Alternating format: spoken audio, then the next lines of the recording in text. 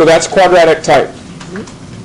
Again, nothing new on this other than identifying it as quadratic type and then solving it. And we're going to extend this working with radicals here as well.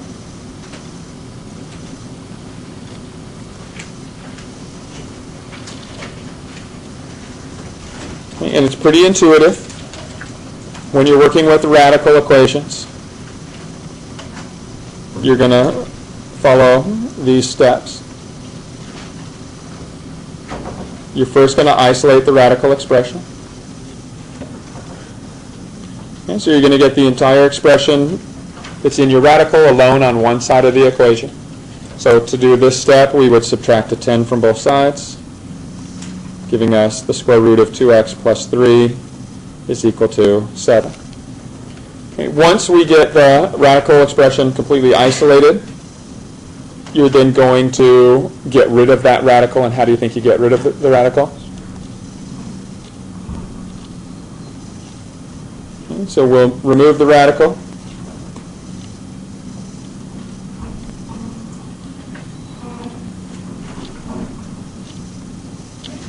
By taking both sides to the power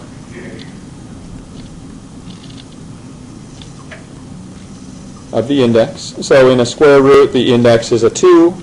So we're going to take both sides to the power of 2, or square both sides here.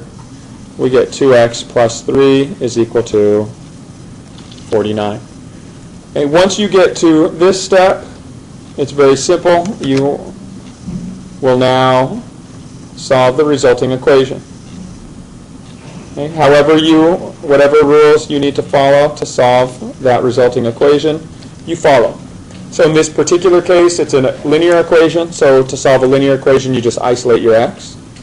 So if we subtract a 3 from both sides, divide by 2, we isolate our x, and we get our solution of 23. And now it is important when you solve radical equations, you have to check for extraneous solutions. Okay. This is one of those places where it's very possible that you get an extraneous solution. Because you're squaring things, when you undo the square, you have to take into consideration that it might be a negative or a positive value here.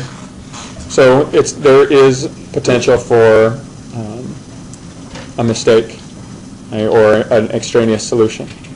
And so if we check this, 23 times 2 is 46, plus 3 is 49. Is the square root of 49 plus 10 equal to 17? Yes. So that solution checks. So once again, it's really nothing new. You follow these 3 little steps here, and you will get your solution. And what do you think would happen in a case like this? Can we square all the parts here and get 3x minus 4 minus x equals 4?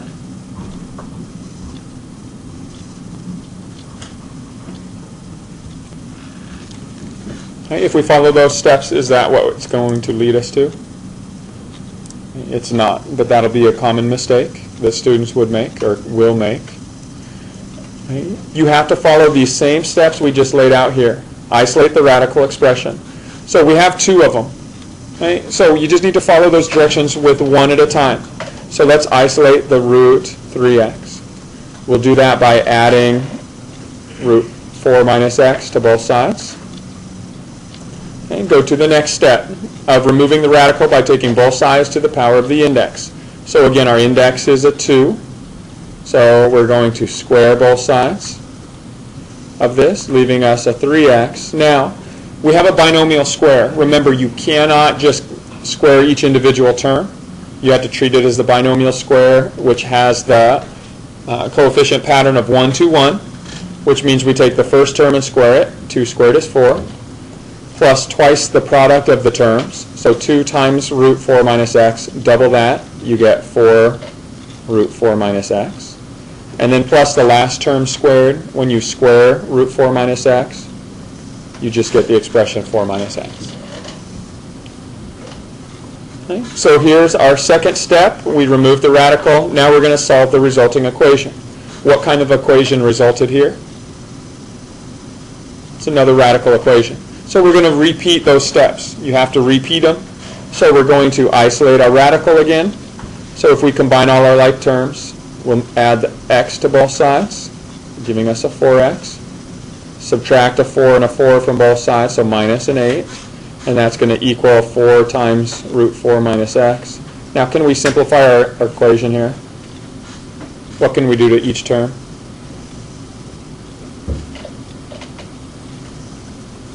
If we divide each term by 4, it just simplifies. 4 here goes into just an x. 4 goes into 8 twice. And the 4's here cancel. Okay, so we've isolated our radical. Move on to the next step, which is undo this radical by squaring both sides. So on the right side, we get 4 minus x. On the left side, once again, we have this binomial square. The pattern is first term squared, double the product of the terms, times the last term squared. And the final step is to solve for x. It's now a quadratic equation. So we're going to solve it as a quadratic. So move everything to one side. So we'll add an x to both sides, subtract a 4 from both sides. That gives us x squared minus 3x. The 4's cancel, equals 0.